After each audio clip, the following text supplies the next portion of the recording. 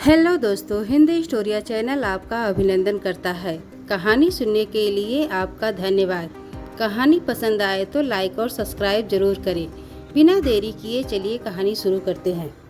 ये लोक कथा इटली में कुछ ऐसे कही जाती है कि एक राजा था जिसके एक बेटी थी। बेटी की माँ मर गई थी और राजा ने दूसरी शादी कर ली थी। लड़की की सौतेली माँ लड़की से बहुत जलती थी और हमेशा राजा को उसके बारे में कुछ न कुछ बुरा भला कहती रहती थी। उधर लड़की बेचारी हमेशा अपने बारे में सफाई देती रहती, पर उसकी सौतेली माँ उसके पिता से इतनी ज्यादा बुराई करती कि हालांकि राजा अपनी बेटी को बहुत ज्यादा प्यार करता था, पर फिर भी उसकी सौतेली माँ की बुराइयों से तंग आकर उसने उसको छोड़ दिया था। एक दिन उसने रानी को कह दिया था कि वह लड़की को कहीं दूर भेज दे, पर वह उसको ऐसी जगह भेजे जहां वह आराम से रह सके, क्योंकि वह ये बिल्कुल नहीं चाहेगा कि उसकी बेटी के साथ कोई बुरा बर्ताव करे। सौतेली माँ बोली, तुम उसकी चिंता न करो। सौतेली माँ ने उसको एक किले में रखवा दिया जो एक जंगल में था।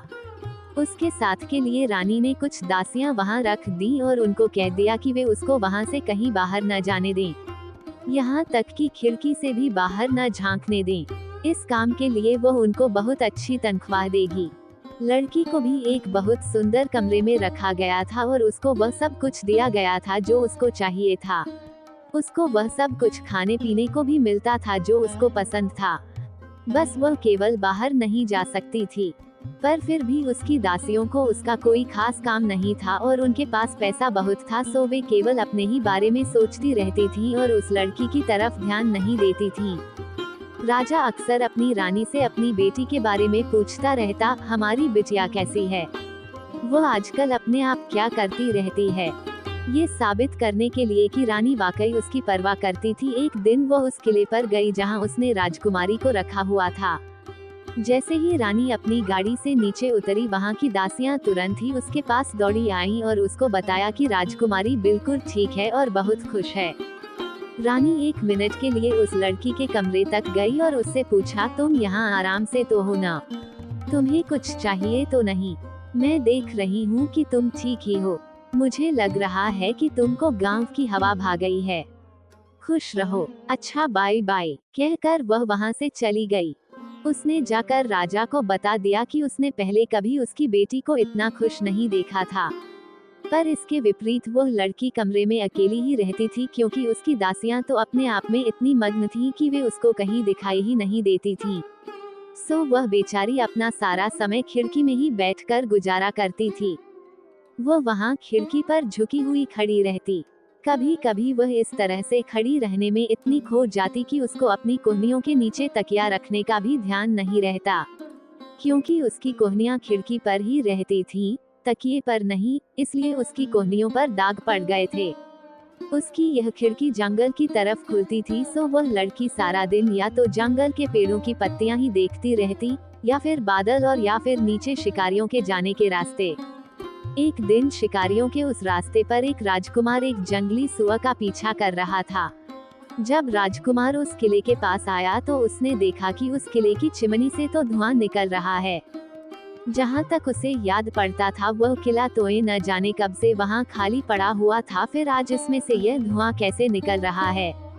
उसने सोचा, लगता है यहाँ कोई रहने आ गया है। सो उसने मुड़कर पीछे देखा तो उसने देखा कि उस किले की एक खिड़की पर एक लड़की बैठी है। उसको देखकर वह मुस्कुरा दिया। लड़की ने भी उसको देखा। वह पीले रंग की शिकारियों वाली पोशाक पहने था। उसके हाथ में एक बंदूक थी और वह उसकी तरफ देखकर मुस्कुरा रहा था। सो वह भी उसकी तरफ देखकर मुस्कुरा दी। पूरे 1 घंटे तक वे एक दूसरे की तरफ देखकर मुस्कुराते रहे और एक दूसरे के लिए झुकते रहे। वे दोनों आपस में इतनी दूर थे कि उनके पास एक दूसरे से बात करने का कोई तरीका नहीं था। सो कुछ देर बाद वह राजा वहां से चला गया। अगले दिन शिकार का बहाना करके वह राजकुमार फिर से उधर की तरफ आ निकला। उस दिन वे लोग एक दूसरे को 2 घंटे तक देखते रहे। अब की बार मुस्कुराहटों और झुकने के अलावा उन्होंने अपने अपने दिलों पर भी हाथ रखा और फिर वे काफी देर तक अपने अपने रुमाल हिलाते रहे। तीसरे दिन वह राजकुमार वहां 3 घंटे रहा। उस दिन उन्होंने एक दूसरे की तरफ हवाई चुंबन भी फेंके। पर चौथे दिन जब वह फिर वहां आया तो एक जादूगरनी उन दोनों को एक पेड़ के पीछे से छिपकर देख रही थी। उनको देखकर वह हो करके हंस पड़ी। राजकुमार बोला, अरे तुम हंस क्यों रही हो, इसमें हंसने की क्या बात है। जादूगरनी बोली, हंसने की क्या बात है, अरे दो प्रेमी जो आपस में इतना प्यार करते हैं वे कितने बेवकूफ हैं कि वे इतने दूर हैं, क्या ये हंसी की बात नहीं है। राजकुमार बोला, तो क्या तुम ये जानती हो कि मैं उसके पास तक कैसे पहुंच सकता हूँ। जादूगरनी बोली, मुझे तुम दोनों अच्छे लगते हो इसलिए मैं तुम्हारी सहायता जरूर करूंगी, मैं तुम लोगों को जरूर मिलाऊंगी। कहकर वह किले की तरफ गई और जाकर उसका दरवाजा खटखटाया। राजकुमारी की एक दासी ने दरवाजा खोला तो उस जादूगरनी ने उस दासी को एक बहुत पुरानी पीले से रंग के कागज की एक किताब दी और कहा, ये किताब राजकुमारी के पढ़ने के लिए है ताकि वह इसको पढ़कर अपना समय गुजार सके। दासी ने वह किताब ले ली और ले जाकर उस लड़की को दे दी। लड़की ने तुरंत ही उस किताब को खोला और पढ़ा, यह एक जादू की किताब है, तुम आगे का पन्ना पलटो तो तुम देखोगी कि कोई आदमी चिड़िया कैसे बन सकता है और फिर चिड़िया से आदमी कैसे बन सकता है। लड़की उस किताब को लेकर खिड़की पर दौड़ी गई और जाकर उस किताब को खिड़की पर रख दिया। वो उस किताब के पन्ने पलटने लगी और राजकुमार को जो पीली पोशाक पहने खड़ा था देखती रही। अपने हाथ हिलाते हुए राजकुमार ने अपने पंख बना लिए और देखते ही देखते वह एक कैनरी चिड़िया बन गया, वैसे ही पीले रंग की चिड़िया जैसे पीले रंग की पोशाक वह पहने था। चिड़िया बनकर वह आसमान में उड़ गया और जाकर राजकुमारी की खिड़की के ऊपर बैठ गया। राजकुमारी ने उसे तुरंत ही पकड़ लिया और यह समझकर चूम लिया कि वह तो राजकुमार था, पर फिर वह शर्मा गई और उसका चेहरा शर्म से लाल पड़ गया। अब वो उस चिड़िया को दोबारा राजकुमार बनाने की सोचने लगी। उसने तुरंत किताब खोली और उसके पन्नों को पीछे की तरफ पलटा। कैनरी चिड़िया ने तुरंत ही अपने पंख फड़फड़ाए, अपनी बाहें हिलाईं और वह फिर से राजकुमार बन गया अपनी उसी शिकारी वाली पोशाक में। राजकुमार उसके सामने थोड़ा सा झुका और बोला, मैं तुम्हें बहुत प्यार करता हूँ राजकुमारी। एक दूसरे के सामने अपने अपने प्यार का इजहार करते करते उन दोनों को शाम हो चुकी थी। राजकुमारी ने फिर किताब पढ़ी और फिर राजकुमार की आंखों में देखा तो राजकुमार फिर से कैनरी चिड़िया में बदल गया और उड़कर नीचे जाकर एक पेड़ की नीची डाल पर बैठ गया। राजकुमारी ने फिर से किताब के पन्ने वापस पलटे और वो कैनरी चिड़िया फिर से राजकुमार बन गई। राजकुमार उस डाली पर से नीचे कूद गया। उसने अपने कुत्तों को बुलाया, घोड़े पर सवार हुआ, राजकुमारी की तरफ एक चुंबन फेंका और अपने रास्ते पर घोड़ा दौड़ाता हुआ राजकुमारी की आंखों से ओझल हो गया। इस तरह उस किताब के पन्ने रोज राजकुमार को पहले चिड़िया बनाने के लिए और फिर राजकुमार बनाने के लिए पलटे जाते रहे और राजकुमार राजकुमारी के पास कैनरी चिड़िया के रूप में आता जाता रहा। दोनों ही अपनी जिंदगी में कभी इतने खुश नहीं थे। एक दिन रानी अपनी सौतेली बेटी को देखने आई तो वह हर बार की तरह से बाहर से ही यह कहती चली आई, तुम ठीक तो हो ना? अरे मैं देख रही हूँ कि तुम तो और दुबली हो गई हो, पर यह कोई चिंता की बात नहीं है, ठीक है न? तुम इससे पहले कभी इतनी अच्छी थी ही नहीं। जैसे जैसे वह ये बोलती जा रही थी वह चारों तरफ देखती जा रही थी कि सारी चीजें अपनी जगह पर ठीक से रखी थी या नहीं। फिर उसने खिड़की खोली और उससे नीचे झांका तो उसने देखा कि पीली पोशाक पहने एक राजकुमार अपने कुत्तों के साथ आ रहा था। सौतेली माँ ने सोचा, अगर ये लड़की यह सोचती है कि वह इस खिड़की से इस लड़के से मोहब्बत लड़ा लेगी तो उसको कुछ और सोचना पड़ेगा। उसके कमरे में पहुंचकर रानी ने उस लड़की को एक गिलास पानी और चीनी लाने के लिए भेजा। फिर उसने अपने सिर में से 5-6 हेयर पिन निकाली और उनको खिड़की पर रखे तकिए में इस तरह छिपा दिया कि उसके नुकीले हिस्से ऊपर की तरफ रहें। उसने सोचा कि उसकी हेयर पिनों के ये नुकीले हिस्से उस राजकुमारी को खिड़की पर झुकने के लिए सीख दे देंगे। लड़की पानी और चीनी लेकर वापस आ गई थी पर रानी बोली, ओह अब मुझे प्यास नहीं है, इसे तुम ही पी लो। मुझे अब तुम्हारे पिता के पास जाना है, तुमको और कुछ तो नहीं चाहिए ना? ठीक है, बाय, कहकर वह वहां से चली गई। जैसे ही रानी की गाड़ी गई और आंखों से ओझल हो गई, लड़की ने तुरंत अपनी किताब के पन्ने पलटे और राजकुमार एक कैनरी चिड़िया बन गया और तीर की तरह उड़कर खिड़की पर आ बैठा। पर जैसे ही वह चिड़िया तकिए पर आकर बैठी वह दर्द से चिल्ला उठी। उसके पीले पंखों पर खून के धब्बे पड़ गए। वे पिनें जो रानी उसके तकिए में लगा कर गई थी उसकी छाती में घुस गई थी। चिड़िया ने परेशान होकर अपने पंख फड़फड़ाए और हवा के सहारे चक्कर काटती हुई नीचे जमीन पर पंख फैलाकर बैठ गई। राजकुमारी ये देखकर डर गई। उसकी तो समझ में ही नहीं आया कि राजकुमार को हुआ क्या था। उसने जल्दी से फिर अपनी किताब के पन्ने पलटे और जब राजकुमार आदमी के रूप में आ गया तब राजकुमारी ने देखा कि राजकुमार की छाती में घुसे हेयर पिन के बने घावों से तो खून बह रहा था और उस खून ने उसकी पीली पोशाक खून से रंग दी थी। राजकुमार वहीं लेट गया और उसके कुत्ते उसके चारों तरफ खड़े हो गए। कुत्ते ये सब देखकर चिल्लाने लगे थे। उनके भौंकने की आवाज सुनकर दूसरे शिकारी भी उसकी सहायता के लिए आ गए थे। उन्होंने पेड़ों की शाखों का एक स्ट्रक्चर बनाया और राजकुमार को वहां से ले गए। वह बेचारा अपनी प्रेमिका को उस दिन देख भी नहीं सका जो उसके दुख से खुद भी बहुत दुखी और डरी हुई थी। राजकुमार जब अपने महल पहुंच गया तो भी उसके वे घाव ठीक ही नहीं हो रहे थे। डॉक्टरों को भी ये पता नहीं चल पा रहा था कि वे उसके घावों के लिए क्या करें। ये देखकर राजा ने सब जगह ढिंढोरा पिटवा दिया कि जो कोई उसके बेटे का इलाज करेगा वह उसको मालामाल कर देगा, पर इसके बावजूद कोई कोशिश करने भी वहां नहीं आया। इधर राजकुमारी के मन में राजकुमार को देखने की इच्छा बहुत बढ़ गई। उसने अपने बिस्तर की चादर को लंबी पट्टियों में काटा और उनको आपस में जोड़कर एक लंबी रस्सी बना ली। फिर एक रात को वह अपनी ऊंची मीनार से नीचे उतरी और उस शिकारियों वाले रास्ते पर चल पड़ी, पर घने अंधेरे की वजह से और भेड़ियों की चिल्लाहट से डरकर उसने तय किया कि वह सुबह होने का इंतजार करेगी। रात बिताने के लिए उसने एक पुराना ओक का पेड़ ढूंढा जिसका तना खोखला था। वह उसके अंदर घुस गई और थकी होने की वजह से जल्दी ही सो गई। जब उसकी आंख खुली तब भी घुप अंधेरा ही था, पर उसको लगा कि उसने किसी के सीटी बजाने की आवाज सुनी थी। उसी सीटी से उसकी आंख खुली थी।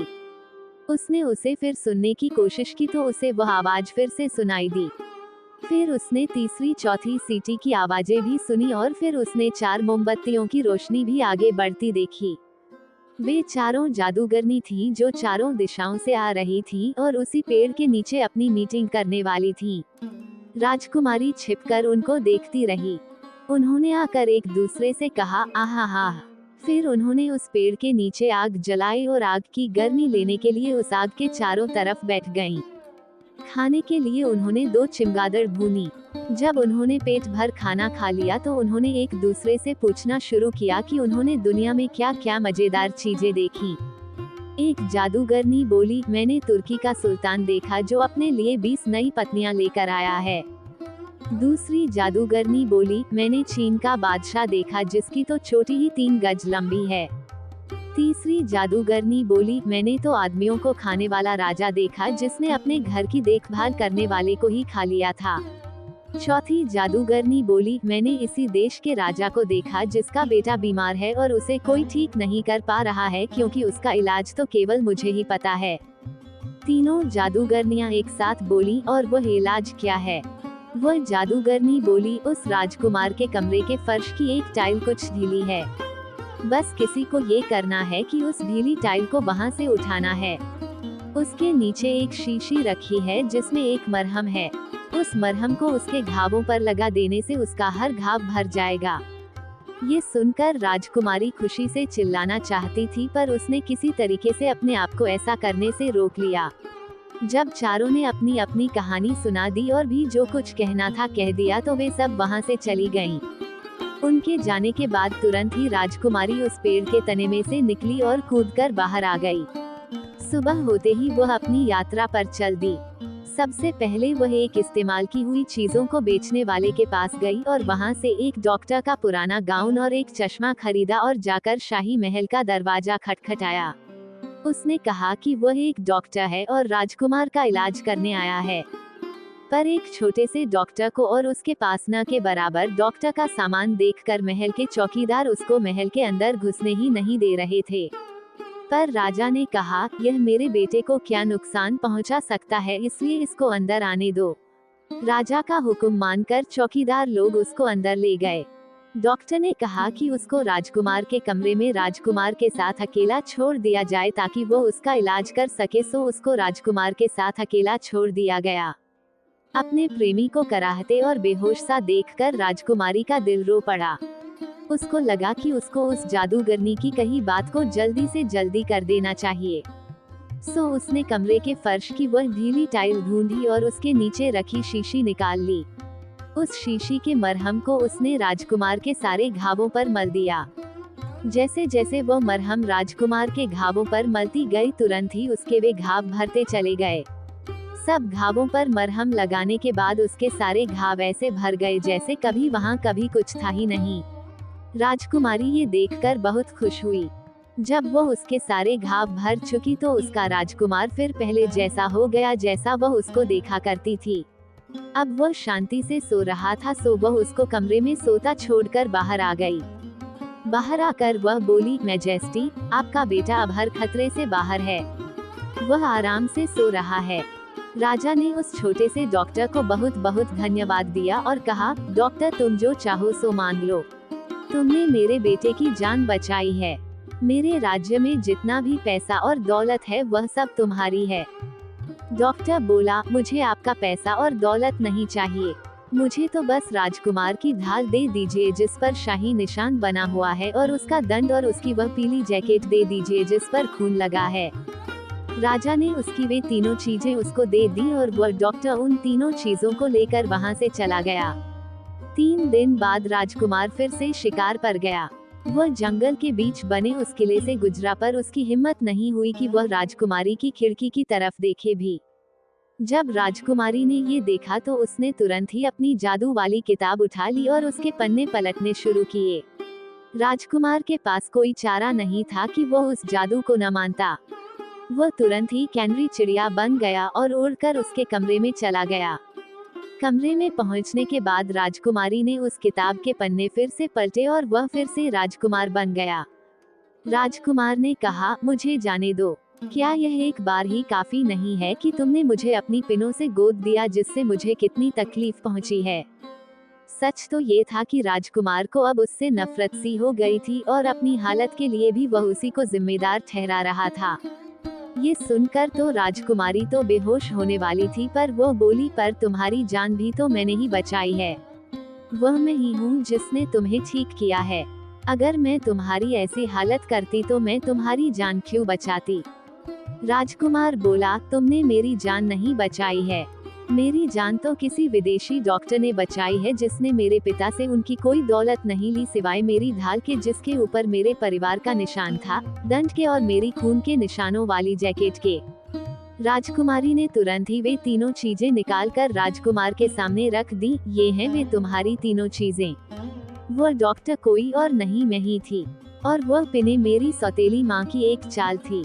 राजकुमार ने उसकी आंखों में देखा और वह कुछ बोल ही न सका। वो उसके पैरों पर पड़ गया और उसको बहुत बहुत धन्यवाद दिया। अब उसको वह पहले से भी ज्यादा प्यार करने लगा था। उसी शाम को उसने अपने माता पिता को बताया कि वह जंगल में बने किले में रहने वाली एक लड़की से शादी कर रहा है। उसके पिता ने कहा, तुम केवल एक राजा की लड़की से ही शादी करोगे। राजकुमार बोला, मैं केवल उस लड़की से शादी करूंगा जिसने मेरी जान बचाई है। राजा को उसकी बात माननी पड़ी, सो शादी की तैयारियां शुरू हो गईं।